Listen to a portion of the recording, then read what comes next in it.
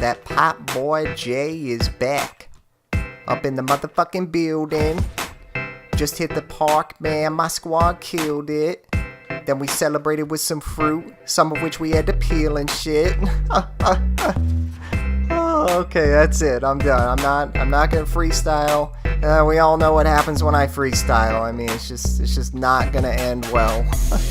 What's going on, y'all? That's right, you know who it is. It's Jay. But thanks for stopping by the channel. If you're new, go ahead and pop that subscribe button down below. But I got more news for y'all today on these new passing settings that 2K has introduced in 2K17.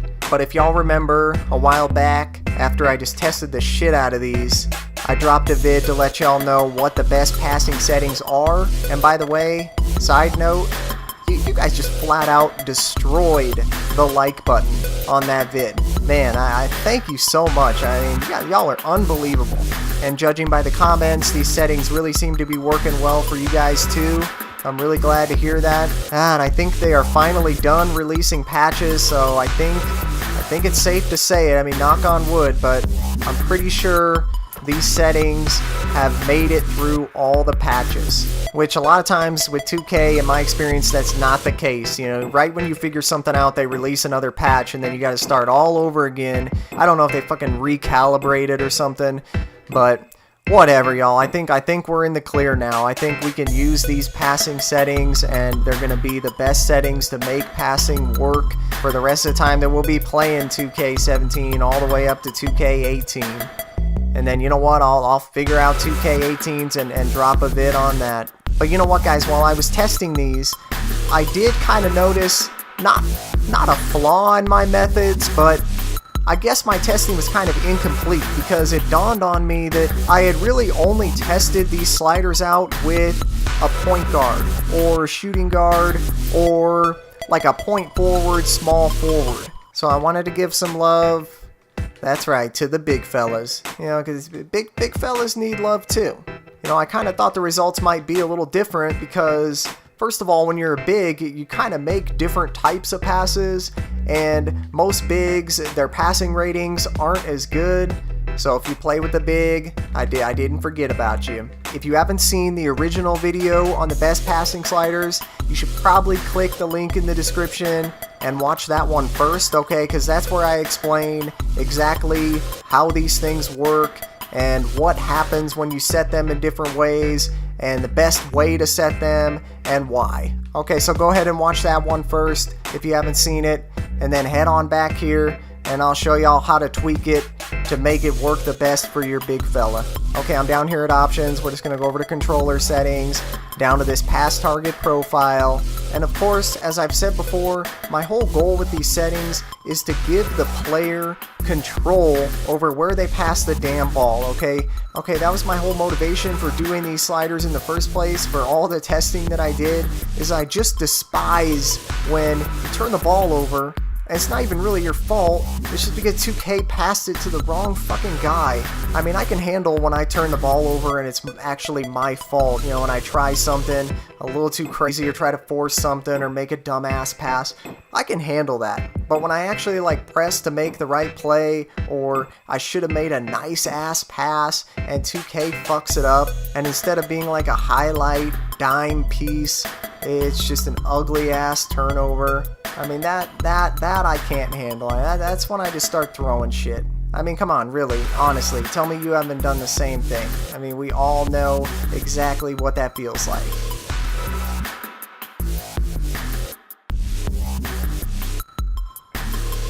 Yep, exactly, just like that. Oh, Richard Sherman, that never gets old. But if you play with a center or power forward, or even some small forwards, you're probably going to want to make this adjustment. Okay, here's how you're going to want to adjust your settings. And the only one you're going to adjust is this distance, this pass target distance. In the original settings, I had y'all put it at 20. Which, like I said, works really great if you're mainly a perimeter player and you have decent passing ratings. But if that doesn't describe your player, you're just going to want to take this pass target distance and drop it. Drop it. Boy, you know I'll pop it. Bitch, hold up. Stop it.